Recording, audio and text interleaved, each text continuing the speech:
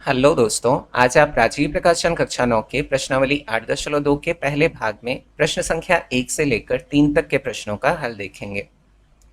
यह जो प्रश्नावली है वह मध्य बिंदु प्रमेय पर आधारित है, अर्थात इसमें जितने भी प्रश्नों को हमें हल करना है वह मध्य बिंदु प्रमेय की सहायता से ही हल करना है। तो सबसे पहले हम ये समझ लेते हैं कि मध्य बिंदु प्रमेय क्या होता है। तो अभी तक अगर आपने चैनल को सब्सक्राइब नहीं किया है तो सब्सक्राइब ज़रूर से करिए और अपने दोस्तों के साथ भी ज़्यादा से ज़्यादा शेयर करिए।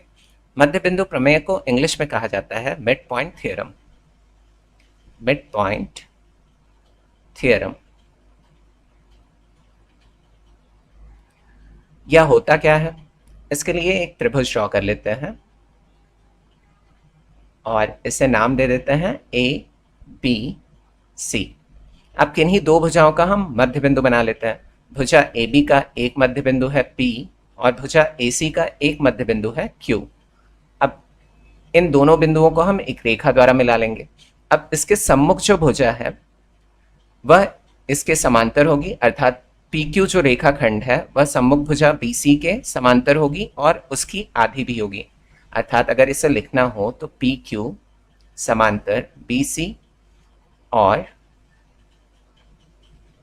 पी क्यू बराबर हाफ बी सी।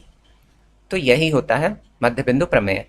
इसका डेफिनेशन क्या होता है या परिभाषा, तो आप इसे बुक से लिख सकते हैं। किसी त्रिभुज की किन्हीं दो भुजाओं के मध्य बिंदुओं को मिलाने वाला रेखाखंड सम्मुख भुजा के समांतर तथा उसका आधा होता है। इसका उपयोग हम चतुर्भुज में किस प्रकार से करेंगे यह प्रश्नों को हल करते हुए अच्छे से समझेंगे। तो चलिए प्रश्नों को हल करते हैं। पहले इसे इरेज कर लेते हैं।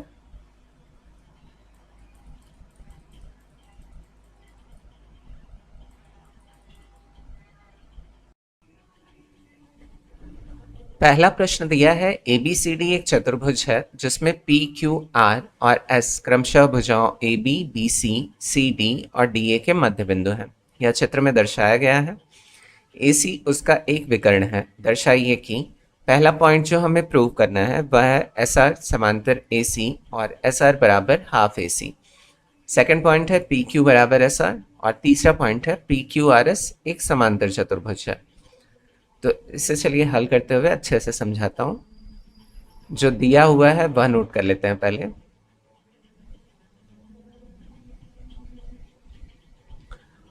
P comma Q comma R और S क्रमशः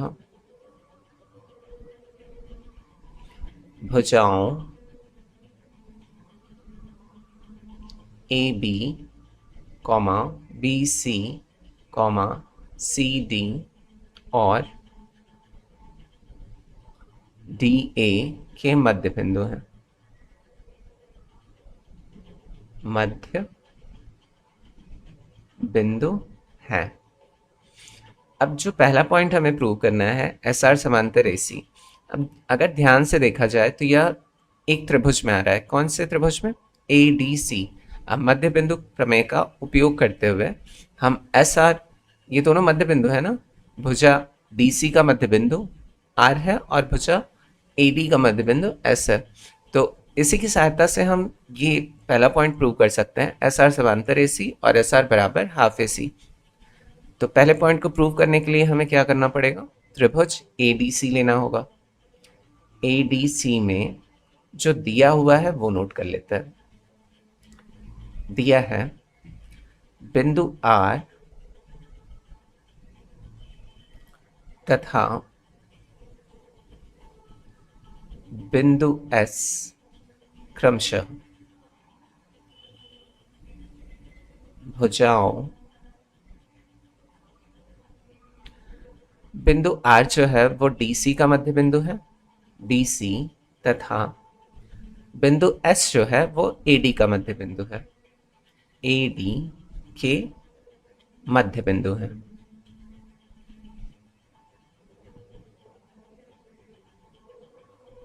इसीलिए हम लिख सकते हैं कि SR जो है वो AC के समांतर होगा, SR समांतर AC, और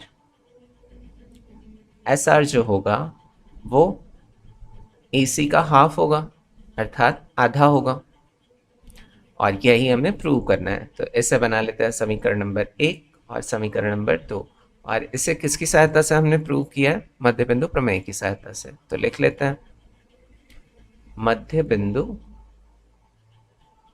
प्रमेय से।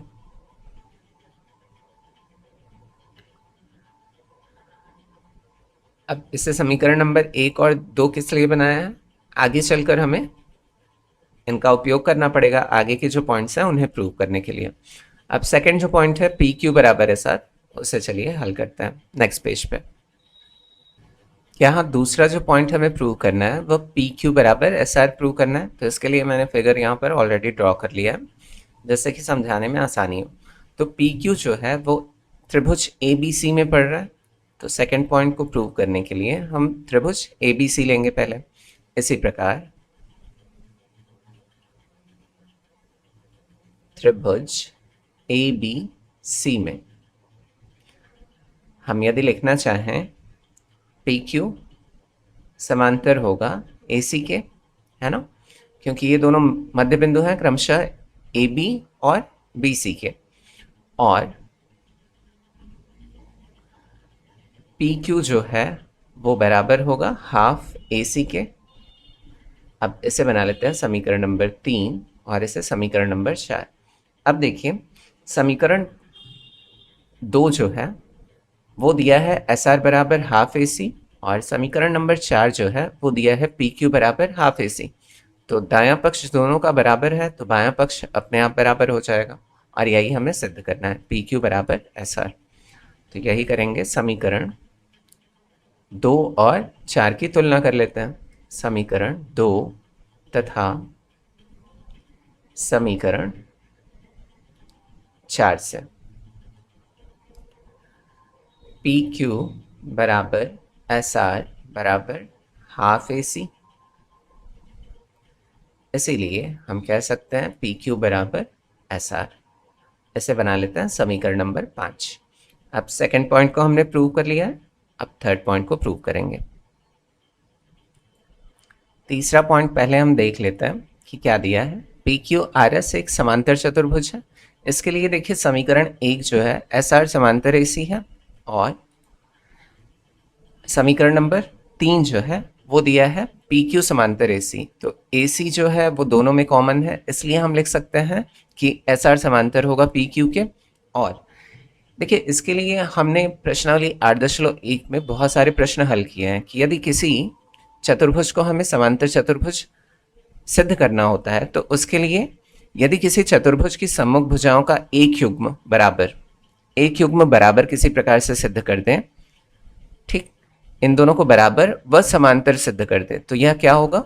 युग्म मतलब क्या होता है? जोड़ा। तो जोड़े में इससे ले रहे हैं तो एस आर समांतर पी क्यू और एस आर बराबर पी क्यू अगर सिद्ध कर दें तो यह सिद्ध हो जाएगा कि पी क्यू आर एस क्या है? एक समांतर चतुर्भुज है। तो बस यही करना है, सब कुछ लिखा हुआ है, बस हमें सिद्ध कर देना है। ठीक है, तो चलिए थर्ड पॉइंट प्रूव करते हैं।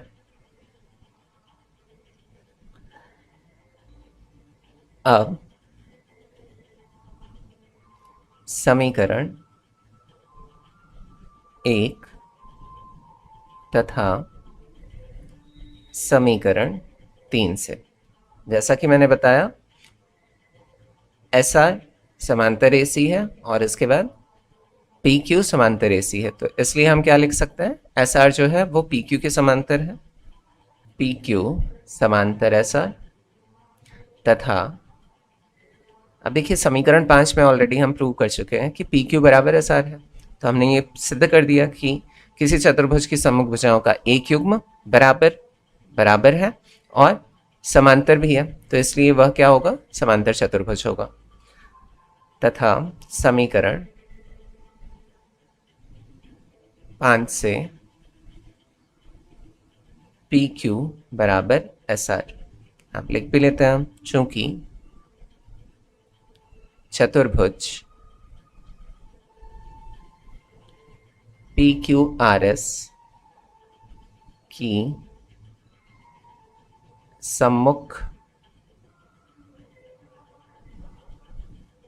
भुजाओं का एक युग्म बराबर व समांतर हैं,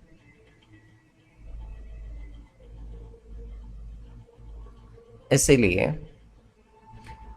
पी क्यू आर एस एक समांतर चतुर्भुज है। और यही हमें सिद्ध करना था, तो लिख लेते हैं इति सिद्धम। ये प्रश्न हल हो गया। अब चलिए अगले प्रश्न की तरफ बढ़ते हैं। दूसरा प्रश्न है, ABCD एक समचतुर्भुज है और PQR और S क्रमशः भुजाओं AB, BC, CD और DA के मध्य बिंदु हैं। दर्शाइए कि चतुर्भुज PQRS एक आयत है। फिगर इसमें दिया नहीं है, तो सबसे पहले फिगर ड्रॉ कर लेता हूं एक, उसके बाद समझाता हूं कि इसे किस प्रकार से हल किया जाएगा। समचतुर्भुज जो होता है उसकी चारों भुजाएं बराबर होती हैं और इसके जो विकर्ण होते हैं वह एक दूसरे को 90 अंश पर सम विभाजित करते हैं। तो यहाँ पर जो कोण बनेगा वह 90 अंश का होगा। ठीक है, इस पॉइंट को हम मान लेते हैं O और इस सम चतुर्भुज को नाम दे देते हैं ABC एंड D। अब जैसा कि दिया है कि P जो है वो भुजा AB का मध्य बिंदु है, तो यहाँ पर P ले लेते हैं, फिर BC का मध्य बिंदु है Q और CD का मध्य बिंदु है R और इसी प्रकार DA का मध्य बिंदु है S। इन मध्य बिंदुओं को मिला लेते हैं हम, तो इससे एक चतुर्भुज का निर्माण हो जाएगा और इसी को हमें क्या सिद्ध करना है? आयत सिद्ध करना है। PQRS को आयत सिद्ध करने के लिए सबसे पहले हमें इसे एक समांतर चतुर्भुज सिद्ध करना होगा। समांतर चतुर्भुज अगर हमने इसे सिद्ध कर लिया तो हम जानते हैं कि समांतर चतुर्भुज की सम्मुख भुजाएं बराबर और समांतर होती हैं, और आयत में भी यही होता है कि सम्मुख भुजाएं क्या होती हैं? बराबर और समांतर होती हैं।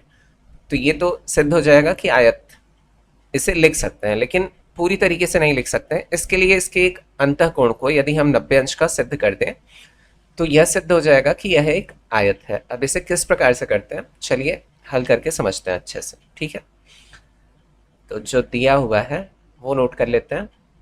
दिया है ABCD एक समचतुर्भुज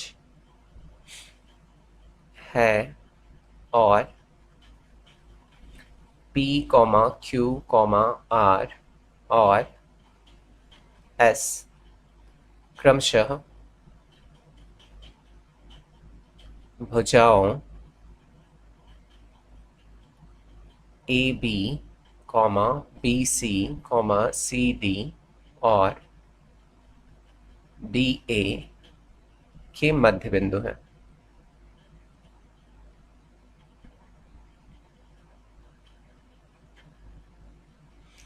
अब सिद्ध हमें करना है,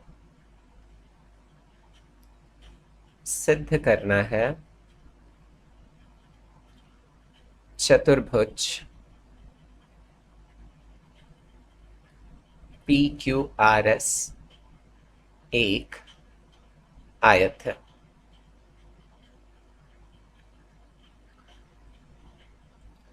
अब प्रमाणित कर लेते हैं इसे, या इसकी उपपत्ति कर लेते हैं। उपपत्ति, अब देखिए यहाँ दो त्रिभुज बन रहे हैं ABC और ADC। अब इसी में SR जो है वो AC के समांतर हो जाएगा और PQ जो है वो AC के समांतर हो जाएगा। तो यहाँ से PQ बराबर SR निकल आएगा, है ना। तो इसी की सहायता से हम इसे पहले समांतर चतुर्भुज सिद्ध करेंगे। तो त्रिभुज ABC और त्रिभुज ADC में मध्य बिंदु प्रमेय से हम लिख सकते हैं, मध्य बिंदु प्रमेय से अब त्रिभुज ADC में देखा जाए तो क्या आएगा? SR समांतर AC आ जाएगा, और त्रिभुज ABC में देखा जाए तो PQ समांतर AC, और PQ बराबर किसके होगा? हाफ AC के। इसी प्रकार SR जो है वो हाफ AC के बराबर हो जाएगा। तो ABC में PQ समांतर AC और पी क्यू बराबर हाफ ए सी। इसे बना लेते हैं समीकरण नंबर 1। तथा अब त्रिभुज ए डी सी में एस आर समांतर ए सी और एस आर बराबर हाफ ए सी। इसे बना लेते हैं समीकरण नंबर 2। अब समीकरण 1 और 2 की तुलना करें तो पी क्यू समांतर एस आर आ जाएगा। दोनों में कॉमन क्या है, ए सी है, तो हम लिख सकते हैं पी क्यू समांतर एस आर और पी क्यू बराबर एस आर। तो यही करेंगे, समीकरण 1 और 2 की तुलना कर लेते हैं। समीकरण 1 और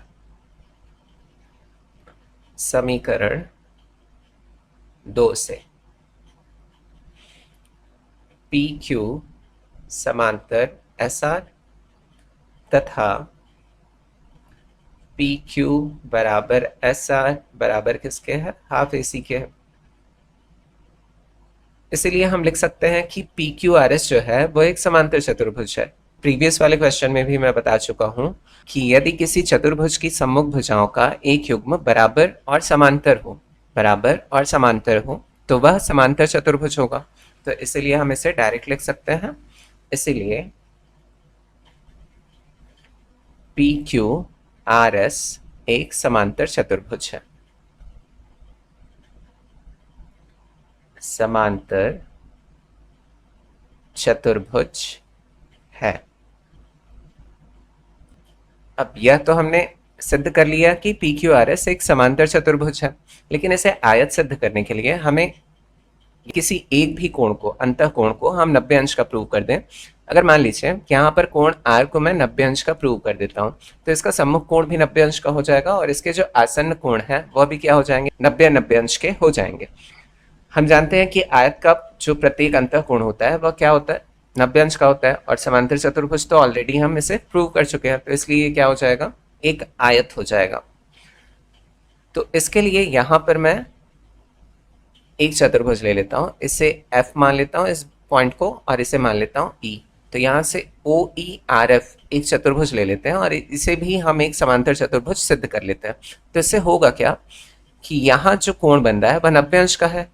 ये जो है विकर्ण है ना, समचतुर्भुज का विकर्ण है और यह समकोण पर समविभाजित करते हैं। तो इसका सम्मुख कोण जो होगा वो कोण आर होगा, यह भी कितने अंश का हो जाएगा, 90 अंश का हो जाएगा, है ना। तो यही करेंगे। चलिए इसे नेक्स्ट पेज पे कर लेते हैं। अब चतुर्भुज ओ ई आर एफ में हम जानते हैं कि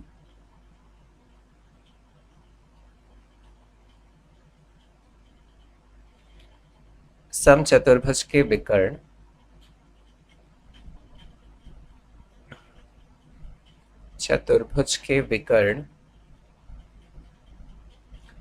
परस्पर समकोण पर समविभाजित करते हैं।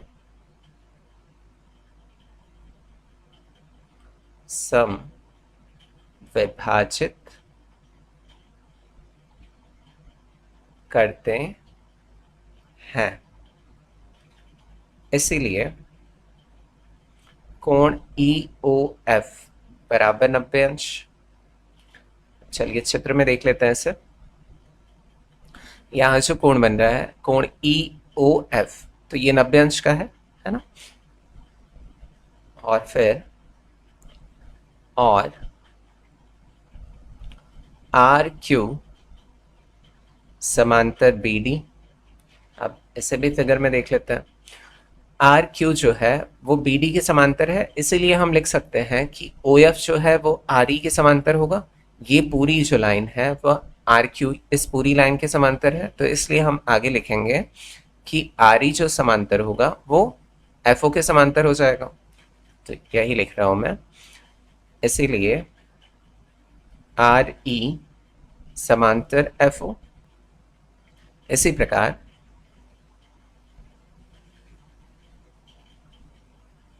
एस आर समांतर ए सी। अब इसे भी चलिए चित्र में देख लेते हैं।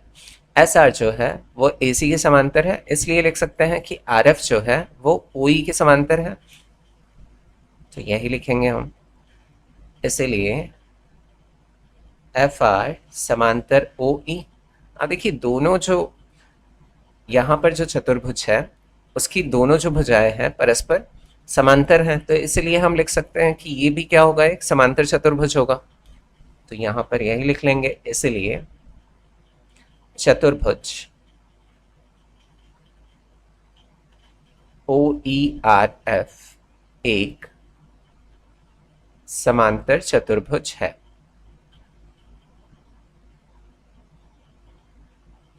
अब चूंकि हमने इसे समांतर चतुर्भुज सिद्ध कर लिया, तो इसलिए लिख सकते हैं कि सम्मुख भुजाएं और सम्मुख कोण जो होंगे वह बराबर होंगे।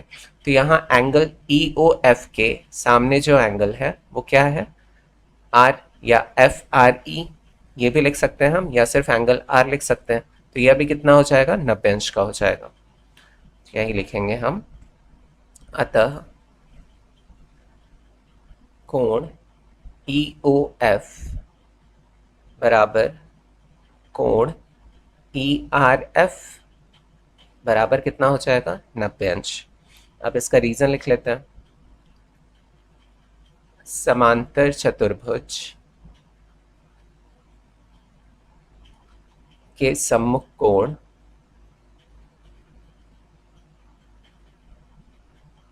बराबर होते हैं, बराबर होते हैं।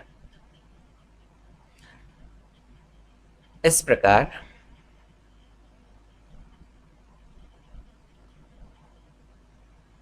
पी क्यू आर एस एक समांतर चतुर्भुज है जिसका एक कोण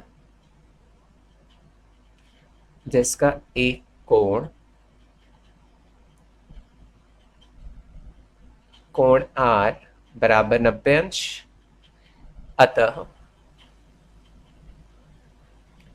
पी क्यू आर एस एक आयत है। तो यह हमने सिद्ध कर लिया, तो इसलिए लिख देंगे इति सिद्धम।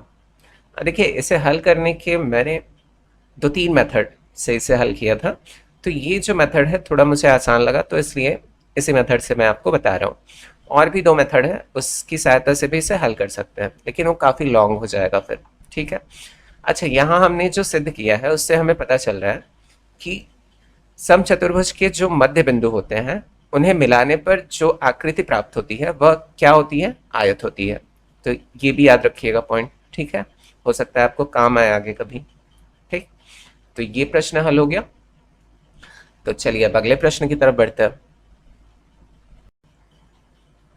तीसरा प्रश्न है, ए बी सी डी एक आयत है जिसमें पी क्यू आर और एस क्रमशः भुजाओं A B B C C D और डी ए के मध्य बिंदु हैं। दर्शाइए कि चतुर्भुज पी क्यू आर एस एक समचतुर्भुज है। तो इसके लिए भी पहले एक फिगर ड्रॉ कर लेते हैं, उसके बाद फिर मैं समझाता हूँ कि किस प्रकार से इसे हल किया जाए। एक आयत दिया है, ए बी सी डी इसका नाम दे देते हैं, सी डी, और इसके विकर्ण भी बना लेते हैं, ए सी और बी डी। अब हम जानते हैं कि जो आयत का विकर्ण होता है वह बराबर होता है, लंबाई में बराबर होता है, तो ए सी बराबर बी डी। ये पॉइंट याद रखिएगा, आगे काम आएगा इस प्रश्न को हल करते टाइम। अब इसके मध्य बिंदु दिए हैं, ए बी का पी है मध्य बिंदु, और बी सी का क्यू, और सी डी का आर, और फिर डी ए का एस। इन बिंदुओं को हम मिला लेते हैं परस्पर। तो यहाँ भी एक चतुर्भुज बनेगा और इसी को हमें समचतुर्भुज सिद्ध करना है। तो सबसे पहला काम हमारा क्या होगा कि इसे एक समांतर चतुर्भुज सिद्ध कर लें, पी क्यू आर एस को। उसके बाद फिर इसे हम समचतुर्भुज सिद्ध करेंगे। कैसे? इसकी अगर चारों भुजाओं को हम बराबर सिद्ध कर लें तो यह एक समचतुर्भुज होगा। तो बस इतना ही काम करना है। तो चलिए प्रश्न को हल करते हैं, फिर क्लियरली आपको समझ में आएगा। जो दिया हुआ है वो नोट कर लेते हैं पहले। दिया है ए बी सी डी एक आयत है तथा P, Q, R और S क्रमशः भुजाओं A B, B C, C D और डी ए के मध्य बिंदु हैं। मध्य बिंदु हैं। अब सिद्ध करना है हमें, सिद्ध करना है पी क्यू आर एस एक समचतुर्भुज है। समचतुर्भुज है। अब प्रमाणित कर लेते हैं इसे। उपपत्ति। अब देखिए यहां दो त्रिभुज बन रहे हैं, ए बी सी और ए डी सी। तो पहले इन्हें ही लेते हैं। त्रिभुज ए बी सी और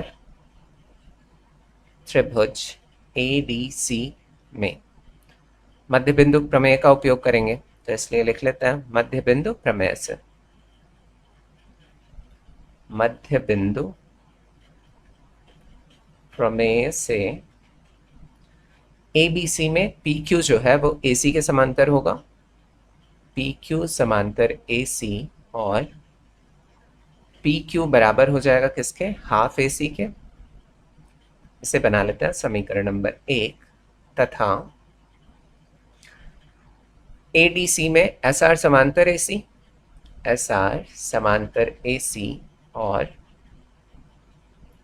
एस आर बराबर हो जाएगा हाफ ए सी के। इसे बना लेते हैं समीकरण नंबर 2। अब समीकरण 1 और 2 की तुलना करेंगे तो इसे हम एक समांतर चतुर्भुज सिद्ध कर देंगे, क्योंकि पी क्यू समांतर एस आर आ जाएगा और पी क्यू बराबर एस आर आ जाएगा। तो यही करते हैं हम। समीकरण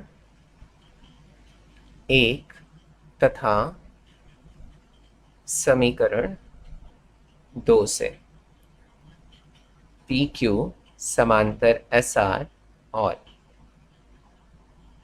पी क्यू बराबर एस आर, पी क्यू बराबर एस आर। इसीलिए हम लिख सकते हैं कि पी क्यू आर एस जो है वो एक समांतर चतुर्भुज है। पी क्यू आर एस एक समांतर चतुर्भुज है। अब यहाँ ये तो पता चल गया कि पी क्यू समांतर है एस आर के और पी क्यू बराबर है एस आर के। तो इसके जो अन्य भुजाएं हैं पी एस और क्यू आर वो भी तो समांतर हो जाएंगी, क्योंकि ये क्या है? एक समांतर चतुर्भुज है। तो हम लिख सकते हैं कि पी एस समांतर क्यू आर और पी एस बराबर क्यू आर। ये आगे काम आएगा, इसलिए यहीं पर लिख लेते हैं। तो अतः पी एस समांतर क्यू आर और पी एस बराबर क्यू आर। अब इसके लिए रीजन भी लिख लेते हैं। समांतर चतुर्भुज की सम्मुख भुजाएं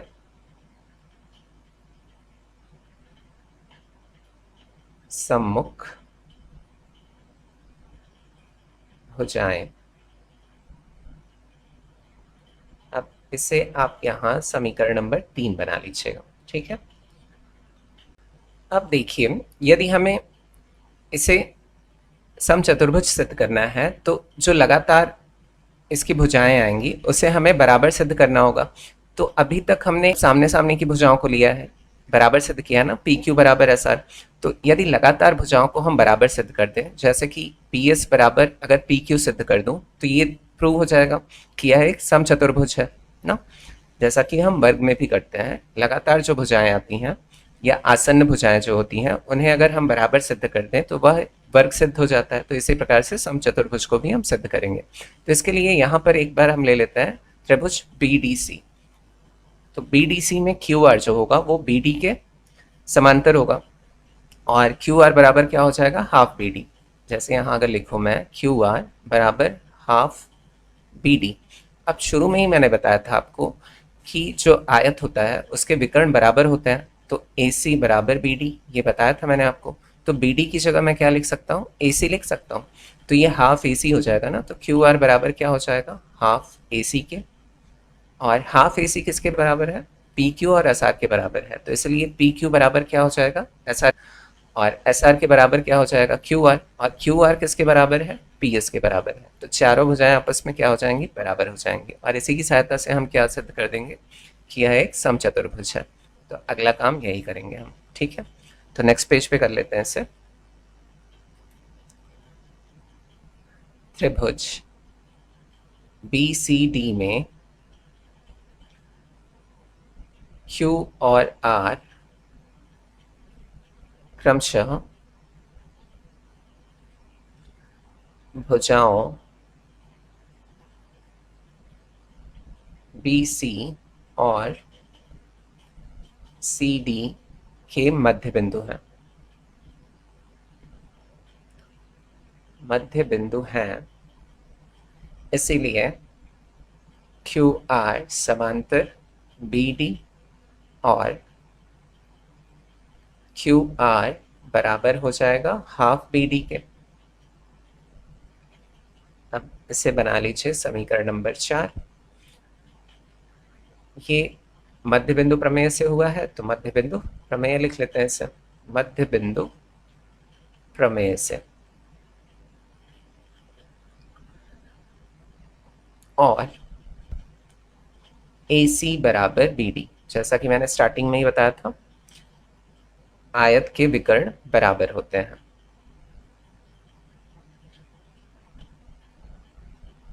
आयत के विकर्ण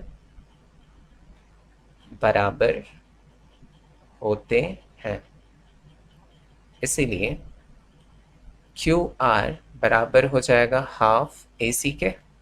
अब इसे बना लीजिए समीकरण नंबर 5।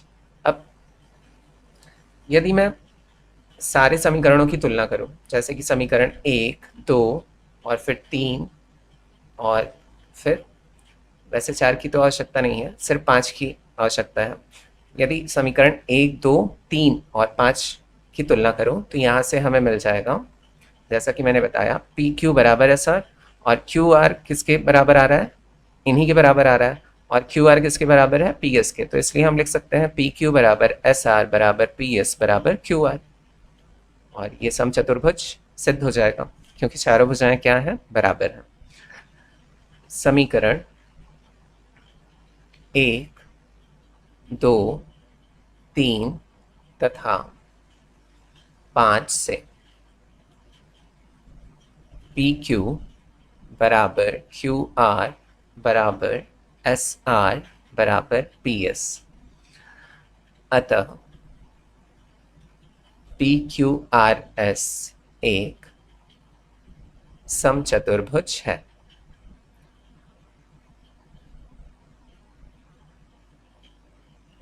अब इसे सिद्ध कर लिया हमने, तो लिख लेते हैं इति सिद्धम।